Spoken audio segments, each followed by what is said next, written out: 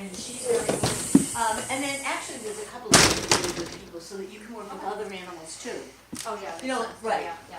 Like we worked with squirrels and Yeah. chipmunks and rabbits. Rabbits all die, don't do rabbits.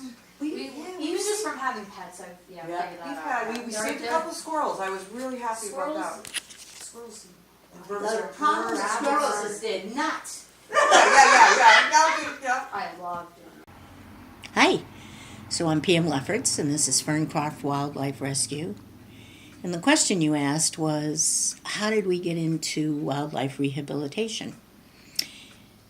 Always loved animals. We had a hobby farm for years. We had horses and goats and chickens and ducks.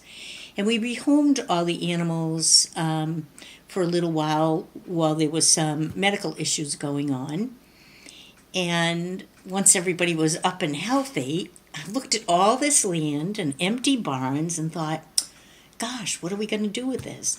And the phone rang, and a friend said that Connecticut was looking for wildlife rehabbers. So I said to my husband, we're going to be wildlife rehabbers. Neither one of us even knew what that was. But we went online and we researched it, and we saw what we had to do. We had to take classes, and we had to take a test, and then we had to do an apprenticeship, and we loved it from the very beginning. I wasn't sure how I was going to feel about it. One of the things we had to do was an all-day workshop where you actually work on animal cadavers to learn how to do wound management and fluid therapy and that sort of stuff. And I thought, I'm not going to be able to do this. But we loved it so much, it went very easily. And there was no turning back. We're retired, we have the time, and we're pretty happy.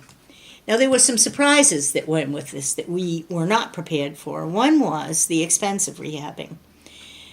When you're a wildlife rehabilitator, there is no funding. There is no government funding, either statewide or federally.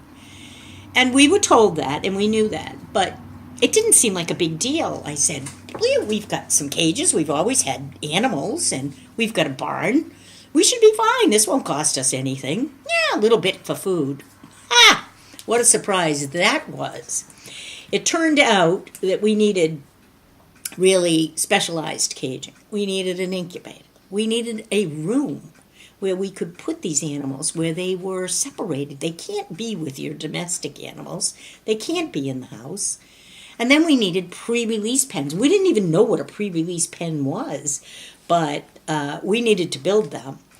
And so that first year was a shock because we had no idea what the cost was going to be. And it caused us to have some, let's call them long discussions over what were we doing anyway.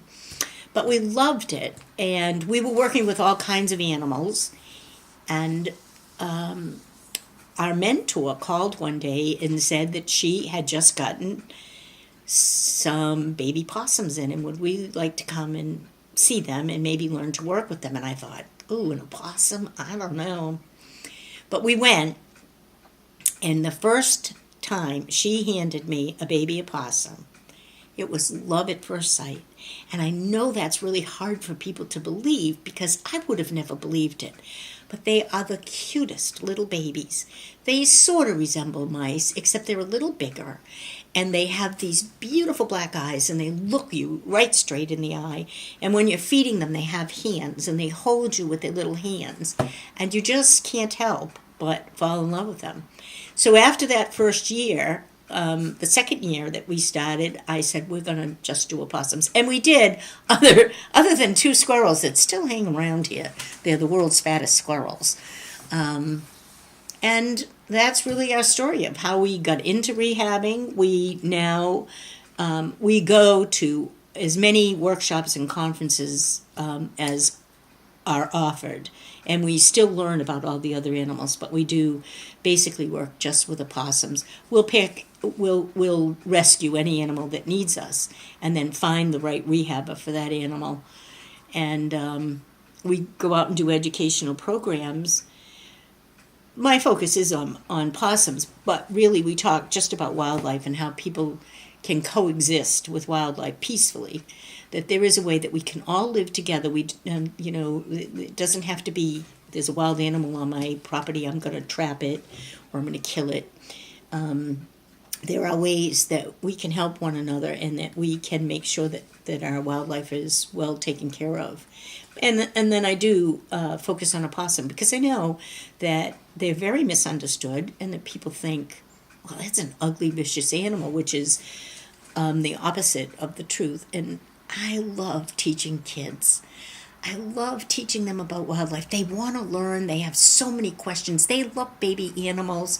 But if you can get a kid to come in and listen and learn a little bit about the animals that are around them and how to take care of them, you've planted a seed that hopefully you're going to have an adult that is compassionate and caring and will also take care of wildlife. So we get a lot of joy out of doing the teaching about the program.